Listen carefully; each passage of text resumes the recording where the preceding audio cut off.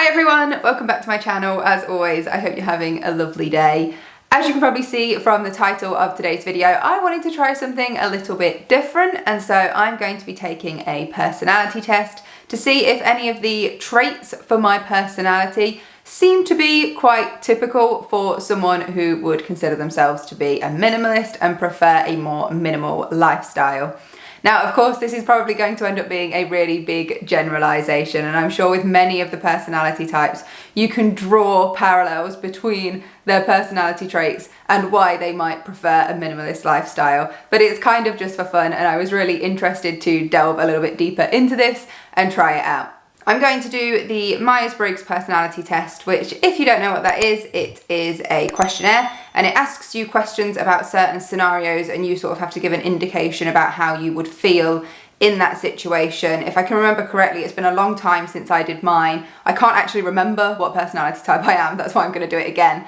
But I think it measures from a strongly disagree up to a strongly agree scale with a neutral in the middle. And when it generates your personality type from the 16 choices, it's meant to tell you a little bit about how you perceive the world around you and how you make decisions based on how you answered the questions and how you would feel in each different scenario. So we are going to have a go at the quiz. I'll go through the questions and share with you some of my responses, work out my personality type, and then we'll dive a little bit deeper. Okay, so I'm just using a free personality test online. This isn't one I've had to pay for, so I don't know what that will say about the accuracy of it, but if you did want to try it for yourself, just know there are free quizzes out there. So this one's just freepersonalities.com. It was like the second one that came up when I googled it. Actually, it would be interesting if you found your personality type and if you commented it down below, and we can sort of compare and see what aspects of the different personality types do link to a more minimal lifestyle, or if as minimalists we seem to have more similar personality types. It would be really interesting to see. So let's dive right into it. So it says you regularly make new friends. So for me, I'm going to go with so there's 7 options between agree and disagree. So I would sort of see in the disagree end, it's sort of being strongly disagree, sometimes disagree, very occasionally disagree, sort of put your own titles on it. I would say that is it's a toss-up between strongly disagree and the one slightly less.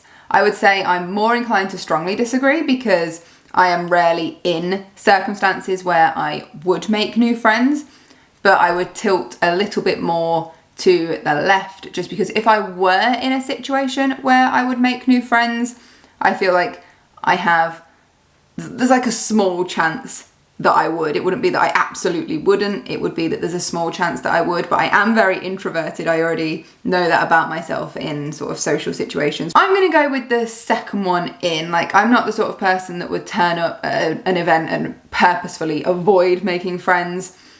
I do like to make friends, and I wish I could make more friends more easily. I'm gonna go with the second one.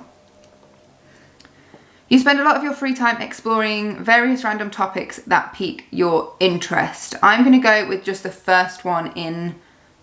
Oh, it says a lot of your free time. My big dilemma with that is that I don't have a lot of free time, so it doesn't seem like I spend a lot of time doing it, which is why I only sort of think it's like a slightly agree. Yeah, I'm still only going to go with this first one in agree, because actually a lot of my free time is spent doing other things, more like the things that I need to get done rather than necessarily things that interest me. So I'm going with the first one. Seeing other people cry can easily make you feel like you want to cry too. Yes, I don't know how strongly, and it's not just crying, like it's various emotions, like if people are angry, if people are arguing, I struggle with that myself. But when I think this is true of a lot of people, like if you see your parents cry, that just like sets you off. It's a toss up between these two. I'm going to go for the first one, just because I feel like if it's more strangers, I don't feel like I'd be likely to cry as much. I often make a backup plan for a backup plan. I'm going to go slightly agree for that as well. I will definitely always have a backup plan. Only if I'm sort of anxious about a situation will I do a backup for a backup. I usually stay calm even under a lot of pressure. I am definitely getting better at that, particularly in my work when there's a lot of pressure all the time. And honestly, it just would not go down well if I didn't stay calm. So again, I'm sort of in between these two. I think I'm more inclined to this one. If you'd have asked me maybe a year ago, it'd have been this one. And maybe even a year before that, this one. And sort of going back as the years have gone on, I used to not be able to stay calm at all. I've really worked on that. I think I'm going that one. At social events, you rarely try to introduce yourself to new people and mostly talk to the ones you already know. I'm gonna go with this one. As I've already said, it's kind of like the making friends one. I find it difficult to talk to new people, but I won't say I never do. So I'm gonna go agree with that one. Next. You prefer to completely finish one project before starting another.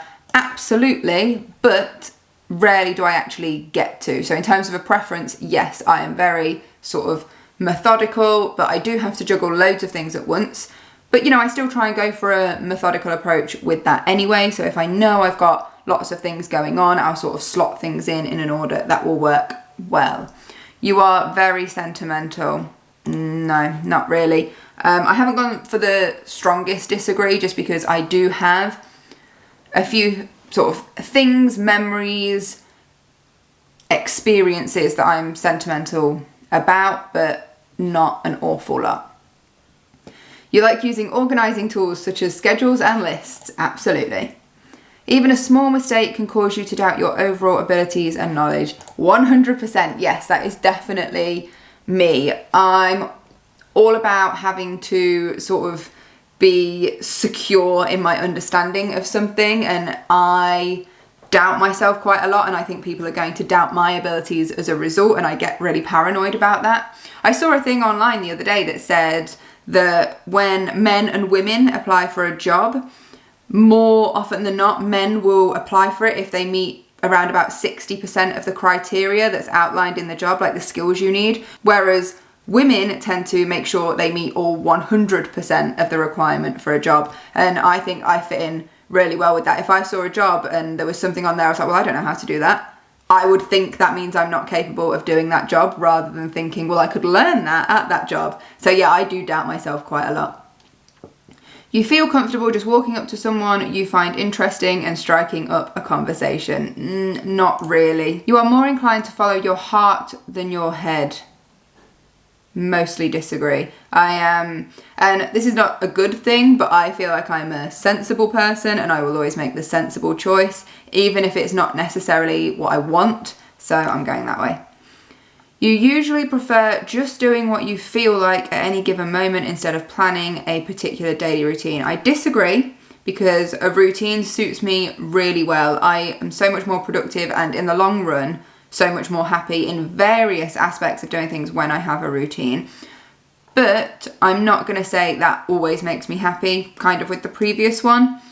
Sometimes it is just like, I would love to be able to go out and do that and try something new and this, that and the other, but I am very tied into my routine, but I need that routine to function well in my daily life. You are prone to worrying that things will make a turn for the worst. I am a worrier, but not in this circumstance. Like, I don't constantly worry that suddenly things are going to go wrong if they're going just fine. I will tend to worry about things when I've maybe made an error and I feel like there could be backlash from that, or when something's already gone bad, but not really ahead of time. You know, I'm not worried that things are going to go wrong in the near or distant future. So I'm going to go second to disagree. You avoid leadership roles in a group setting.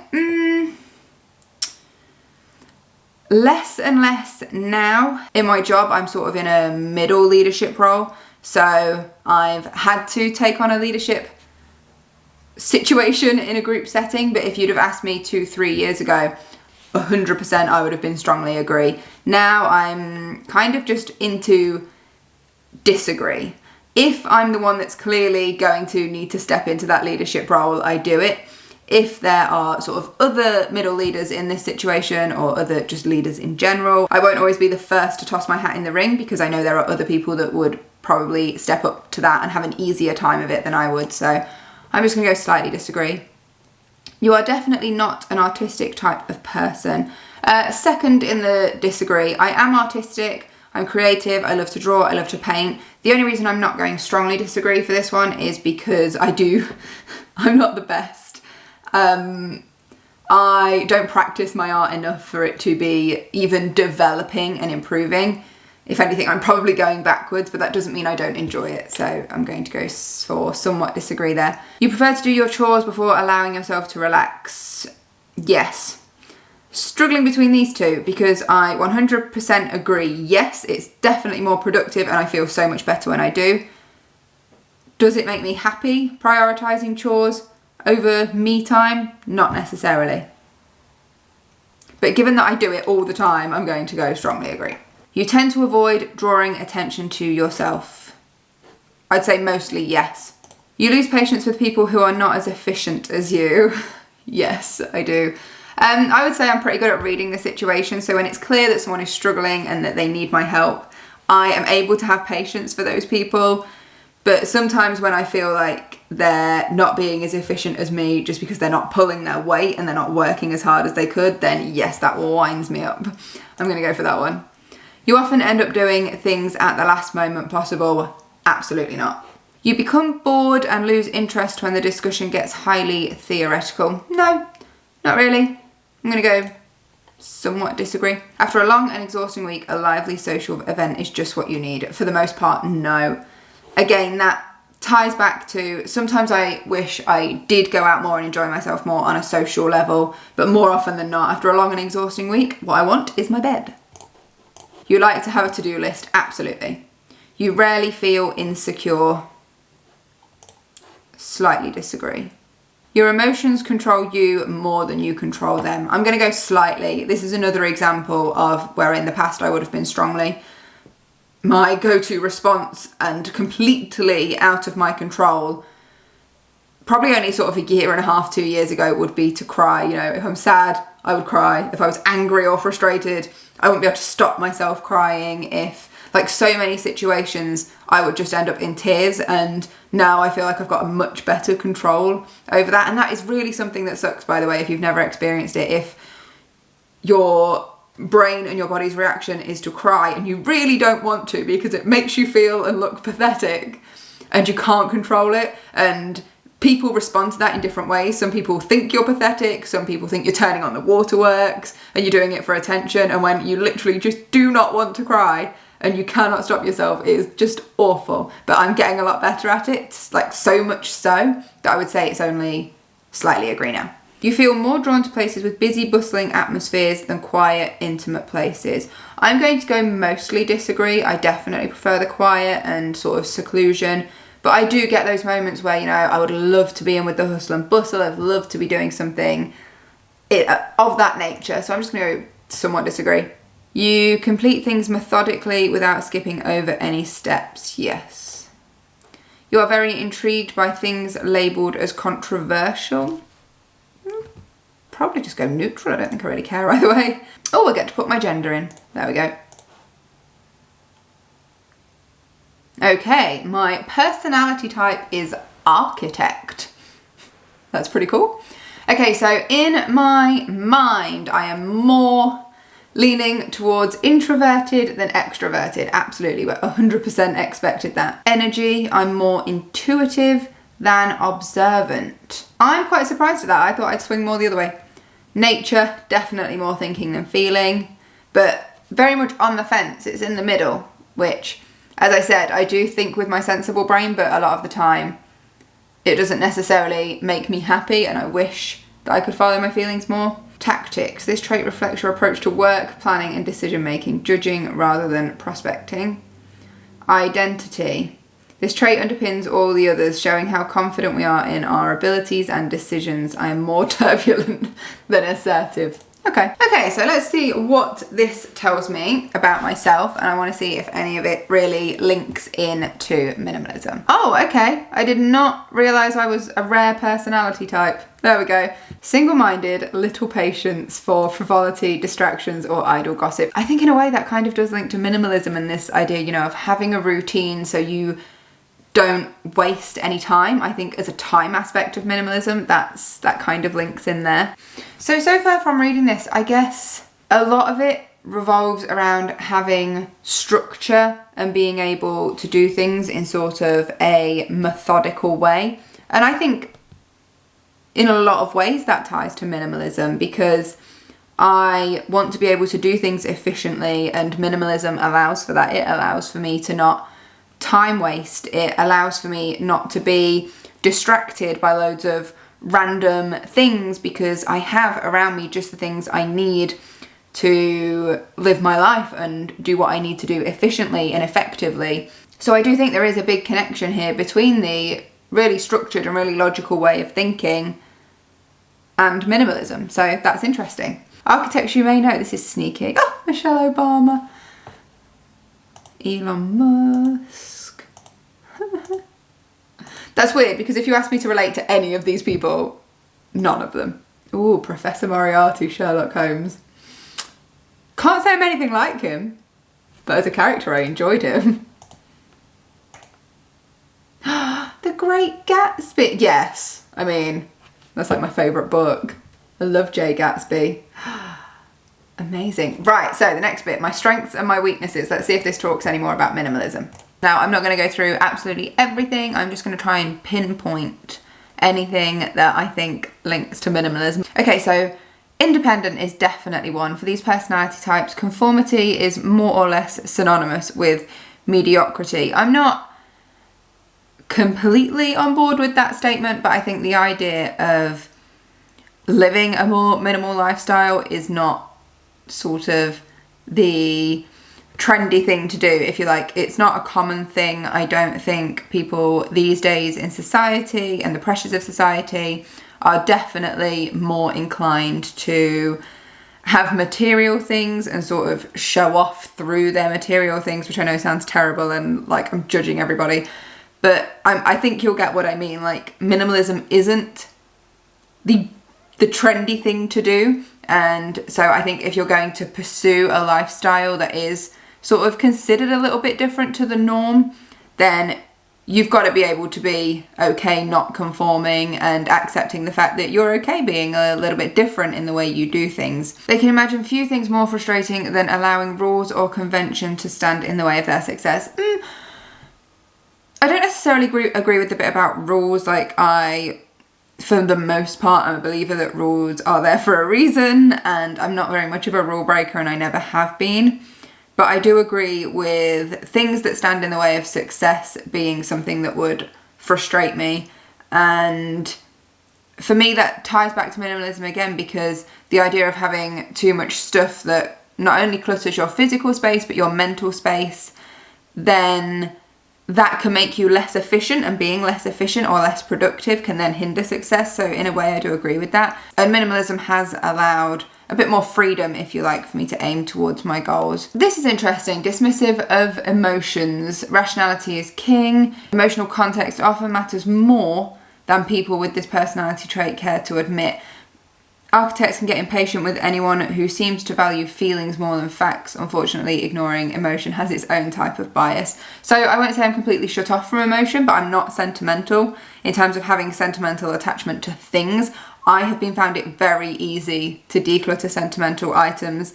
And again, this comes back to, I've had a bit of backlash about being sort of cold and heartless, and that is not the case. You know, I do have a small selection of things that I am sentimental about, but there really isn't a lot of it, and I'm certainly not sentimental about the majority of items that I own. I don't relate to that level of sentimental attachment. Architects hate blindly following anything without understanding them. That could technically be linked to anything, but it could be linked to minimalism. I didn't go into it just because it was something that cropped up and I thought, yeah, I'll give that a go. It was something that I thought about and wanted to pursue for a while, because I had my reasons for doing it. I didn't just go into it for the sake of it. I wanted to do it to give myself more time back, to de-stress, to have less and save time and be more efficient and save money. There were loads of reasons why I wanted to go into it. So that kind of makes sense. I wouldn't just pursue something for no reason. I actually want to have reasons why I do something. Architects really do believe if you want something done right, you'd better do it yourself, 100%. Okay, let's wrap this up then on the conclusion. So there isn't very much more in terms of to read from here, but there are quite a few things now that I sort of reflect on the whole thing that I think do resonate between my personality type and minimalism. I think the biggest one is this idea of logical thinking and doing things in sort of a rational way in order to be more efficient. I think there really is quite a big link with minimalism and that idea. I think even the idea of only having fewer things or not duplicating things, because logically there is absolutely no point in that, I think could be linked to minimalism. I think the idea of having less stuff so it doesn't eat into your time and into your energy, therefore leading you to be more efficient and more practical, is definitely linked to my personality type. I think the thing about having friends and sort of being in a smaller friendship group and picking out your friends carefully is a link there, because, you know, I'm not someone who's going to waste my time on false friendships.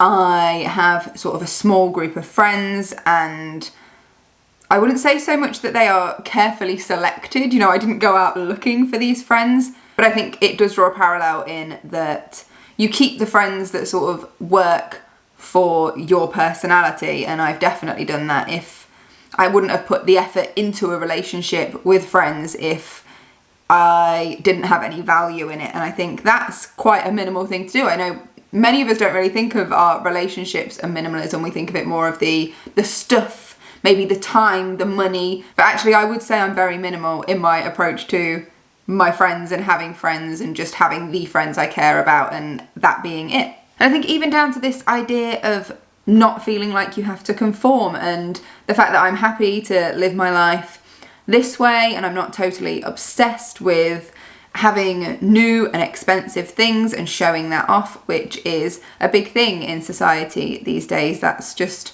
not something that's important to me, and I find importance in other things, and I think that definitely relates back to my personality type. So whilst this particular profile, you know, it didn't sort of generate a lot of things where it was really clear, obvious links to minimalism, I can see why someone of my personality type would be drawn to minimalism. I think the most important thing there is the simplicity, less distractions, giving you more time to be efficient and get things done, and just having that sort of logical approach to things. So there we are. So that's my personality type. So it's INTJ. There are two variants, A and T. I am going to look into that a little bit deeper, but I won't do all of that now. So for now, we'll just say INTJ, which is the architect personality type. Let me know in the comments, if you want to, what your personality type is, and if there are any things about your personality type that you think link to minimalism. As I said before, it would be interesting to see if all the different personality types have their own ways that link themselves to minimalism, or if actually all of us who are minimalists have sort of a closer knit group of personality types and we all fall into like the same few. That would be really interesting. And of course, as I said right at the beginning, there is a lot of generalization in here, and it really all depends on your thoughts about the validity of doing the 16 personalities sort of tests. But I'm going to wrap this up because I think I've said all that needs to be said on this. It has been really interesting. I'm glad I did it just for fun, and I'm going to leave it there. Thank you so much for watching the video. If you enjoyed it, remember to give it a thumbs up. Subscribe if you're not already, and I will see you in the next one. Until then, take care. Bye.